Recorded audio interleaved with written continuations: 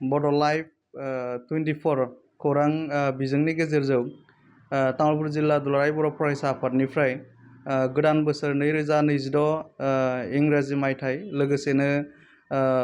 बर'नि आंगोनिबो आंगो मागो दमासिनि मोजां हामलायनायखौ बे समाव आङो बयनिसिमबो बावहरग्रोबाय। लोगोसेनो नैबे गोथार बुब्लियाव लोगोसेनो मागो दमासिनि बैसोआव देरसिन साफ्रोमनोबो खुलुमनाय आरो सिबिनायखौ बावग्रोदों आरो बैसोआव दुइसिन साफ्रोमनोबो आंनि अननाय आरो मोजां मोननायखौ आं बे समाव बावदों। इसोरनि सेराव आरज गाबदों जाहाथे नैबे 2026 इं मायथाइया साफ्रोमनिबो जिउआव लोगोसेनो मोनफ्रोमबो न'खर समाज आरो हारियाव लोगोसेनो बड'लेण्ड आरो आसाम आरो भारतनि साफ्रोमबो थागिबिनो जेन मोनसे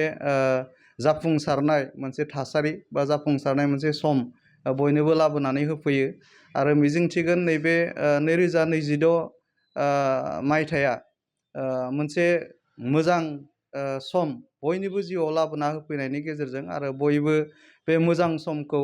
लानानै गावखौ दाफुंनाय न'खरखौ गोग्गो दाफुंनाय समाज आरो हारि हादरखौ मोजां दाफुंनायाव बयबो जेन खामानि मावनो हायो आरो बयबो जिउआव जाफुंसारनो हायो बेखौनो इसोरनि सेराव आरज गाबदों।